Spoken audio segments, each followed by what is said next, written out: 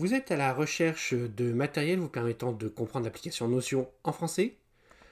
Je suis Jérémy et dans cette vidéo, nous allons voir ensemble un focus sur les filtres par les dates.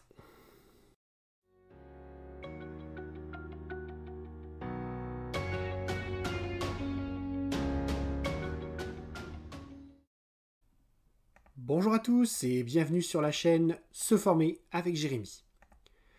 Si vous cherchez des vidéos pour vous permettre de maîtriser et de vous débrouiller seul avec les outils informatiques, je vous conseille de vous abonner à cette chaîne. Je vous conseille également de cocher la petite cloche, ça vous permettra de recevoir les notifications à chaque nouvelle vidéo. Il y a désormais sur notre chaîne deux séries concernant l'application Notion. La première série concerne Notion de 0 à Hero, où vous allez apprendre et comprendre comment fonctionne l'application. Et la seconde série, Notion construire ensemble, va nous permettre d'appliquer ces connaissances pour nous faciliter la vie. La vidéo que vous êtes en train de regarder fait partie de la série Notion de 0 à Hero. Si vous voulez retrouver la playlist de Notion de 0 à Hero, vous pouvez cliquer sur le lien qui apparaît ici.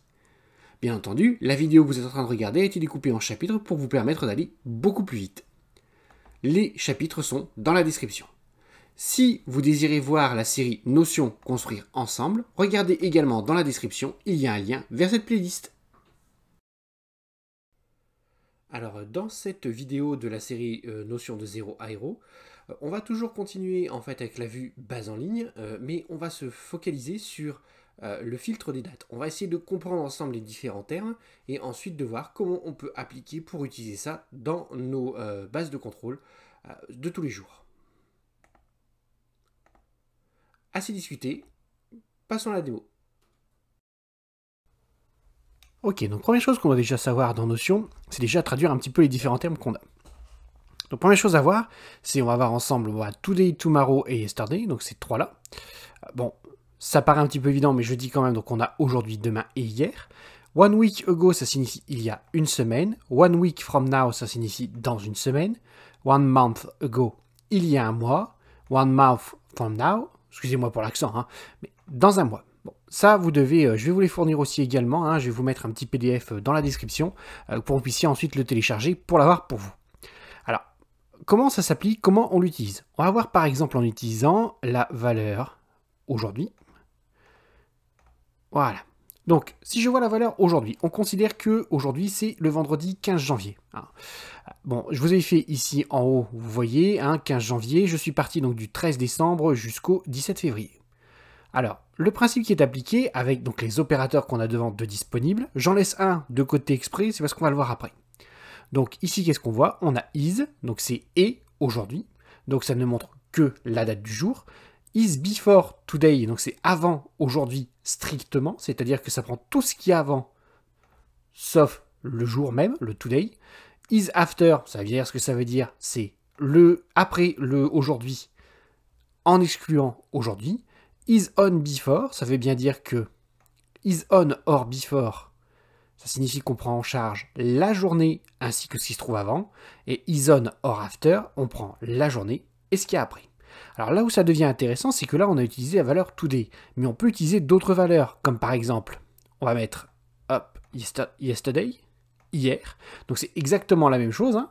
Si on était ici tout à l'heure, là cette fois-ci on est sur le 14 janvier qui est la veille, le jour avant, d'accord, et on a bien le même principe, d'accord, donc je prends uniquement le jour, je prends tout ce qui est avant sans prendre le jour, je prends tout ce qui est après sans prendre le jour, j'inclus avant et le jour, j'inclus le jour et ce qu'il y a après. Et ça, on peut le faire aller donc sur yesterday, on peut le faire aller également sur 1 week from now. Et là, 1 week from now, on voit bien qu'on est le 15. Le jour de référence, ce sera le 22, donc c'est-à-dire le vendredi suivant. D'accord? Ça fonctionne de la même manière.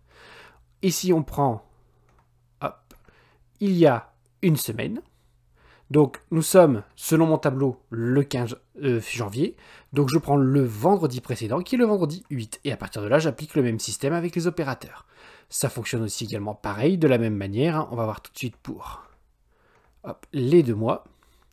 Donc ouais, je vais en montrer qu'un seul peut-être, ce sera peut-être plus simple. Hop, voilà.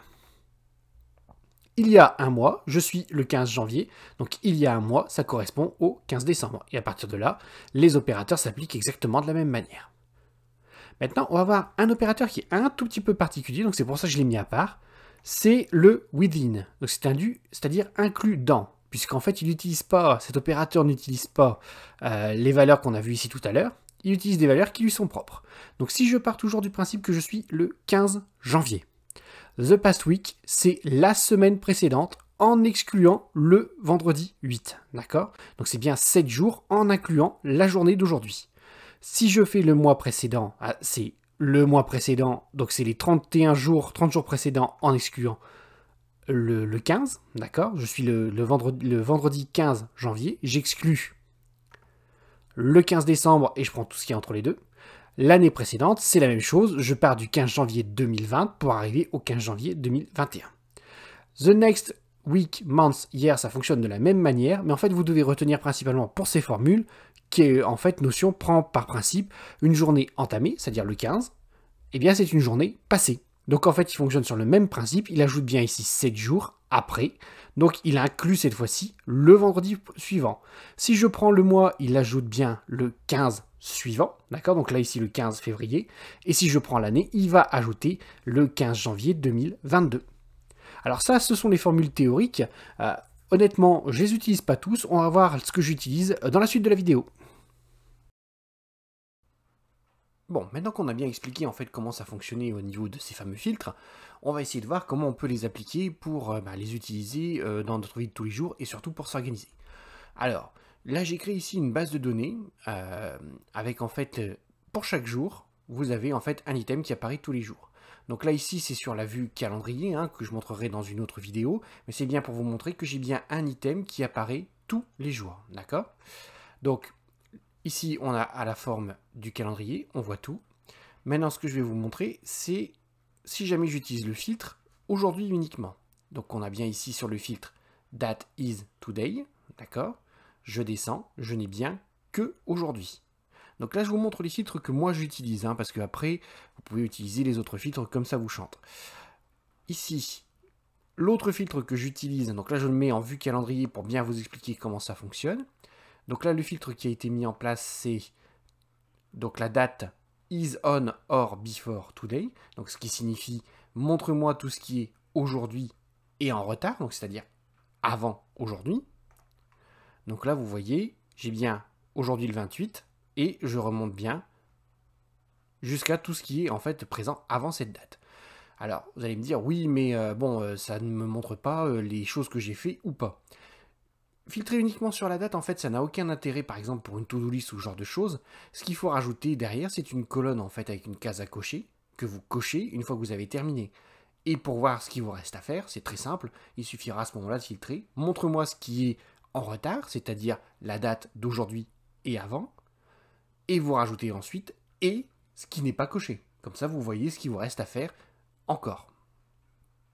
Filtrer uniquement sur les dates, c'est pas forcément intéressant. Donc là, on a vu en retard le calendrier.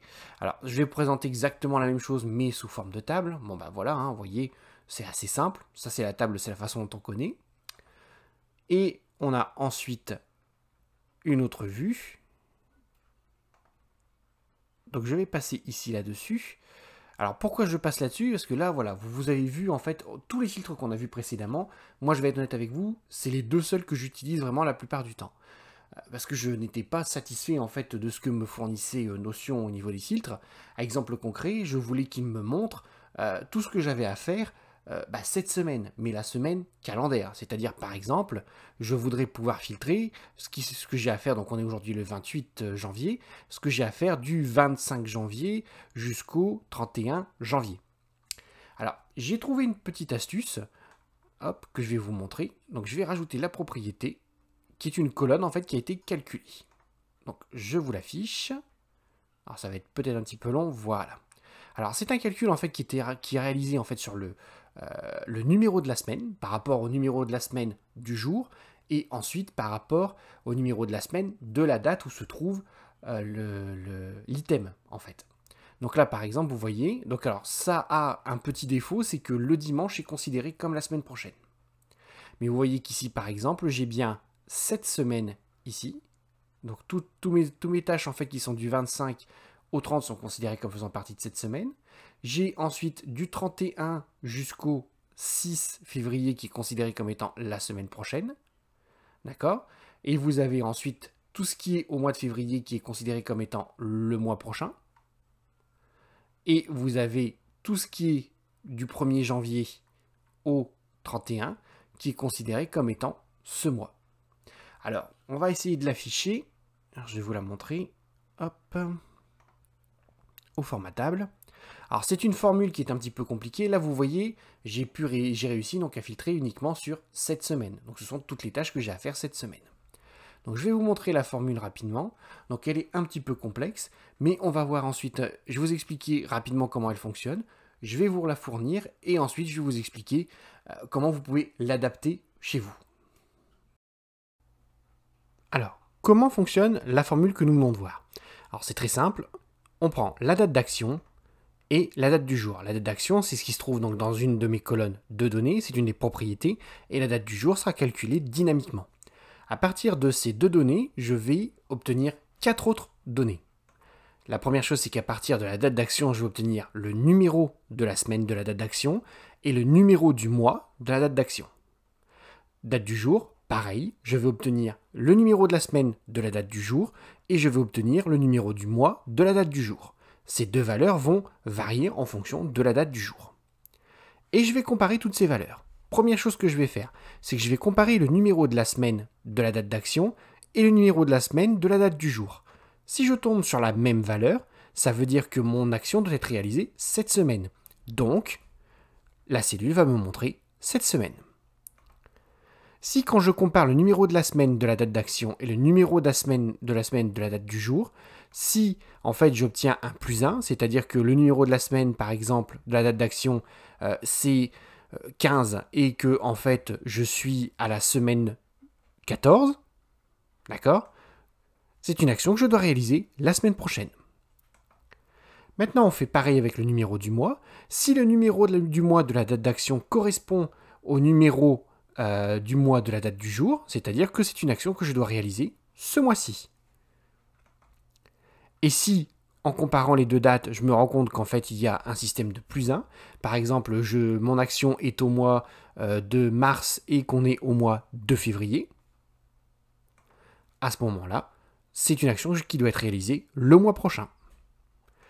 Et si jamais en comparant ces 4 valeurs, j'obtiens rien de remarquable, c'est-à-dire les choses que j'ai précisées avant, dans ce cas-là, la valeur affichée par défaut, c'est un tiret pour que je ne puisse pas l'utiliser. Bon, maintenant comment on a vu comment fonctionnait la formule, ce qu'on va faire, c'est que je vais vous montrer comment l'appliquer à votre propre base de données. Donc là, j'ai rouvert une nouvelle base de test, et j'ai changé le nom de la colonne, vous voyez que j'ai mis ici date action. Alors, je vais rajouter une nouvelle colonne, qu'on va renommer test, hop, et c'est une colonne qui va contenir une formule. Donc, la formule est disponible ici. Pour vous, je vais vous la mettre dans la description de la vidéo YouTube. Il suffit simplement de regarder. Ce que vous allez devoir faire, c'est que vous allez devoir prendre tout le texte. Alors, faites bien attention de bien prendre absolument toutes les parenthèses. Hop, on va copier. Et on va la coller ici, dans la formule. Alors bien entendu, ça ne va pas marcher tout de suite. Pourquoi? Parce qu'en fait, je fais toujours appel à la propriété date. D'accord? Donc je lui demande d'afficher la propriété de la colonne date. Or, dans la base de données dans laquelle on se trouve actuellement, on est bien d'accord qu'il n'y a pas de colonne qui s'appelle date. C'est date action. Donc ce qu'il faut que je fasse, c'est que je remplace le texte date par date action. Ce que je vais faire tout de suite. Voilà, donc là j'ai remplacé toutes les propriétés date par propriété date action. Comment je sais que ça fonctionne? Ici je n'ai plus la petite chose rouge ici en bas, et on voit que je commence ici à avoir des valeurs. Donc je vais faire done pour dire que j'ai terminé de créer ma formule, et on voit bien que là ça a l'air de fonctionner. Pour bien vérifier que ça fonctionne, on va passer dans une vue de calendrier. Donc on est aujourd'hui le 28, je vais afficher, hop. Non, je me trompe, c'est ici. Voilà, on va afficher le champ. Alors, j'affiche le champ. Donc, on est aujourd'hui le 28 janvier 2021. Donc, j'ai bien la valeur ici qui se met cette semaine. J'ai bien ici les items qui sont le 3 et le 4 qui apparaissent bien en semaine prochaine. Et j'ai bien le 14 janvier et le 21 janvier qui apparaissent avec le champ ce mois. Et si je déplace ici, par exemple je vais prendre celui-ci que je vais déplacer le 11, il va me mettre le mois prochain. Par contre, si je le prends, ah bah, il y en a encore un autre ici. Vous voyez qu'ici, par exemple, par contre, le 12 mars, ici, on voit que le champ, en fait, la formule donne la valeur, le tiré, puisque en fait, ça ne correspond pas à la semaine prochaine, ce mois ou le mois prochain. Voilà, cette vidéo est désormais terminée. Si vous désirez avoir plus de vidéos ou si vous avez des idées de vidéos qui pourraient vous intéresser, n'oubliez pas de me laisser un petit commentaire. N'oubliez pas également de cliquer sur le pouce vers le haut, ça encourage toujours. Je vous dis donc à bientôt et surtout n'oubliez pas que la seule question idiote, c'est celle qui n'est pas posée.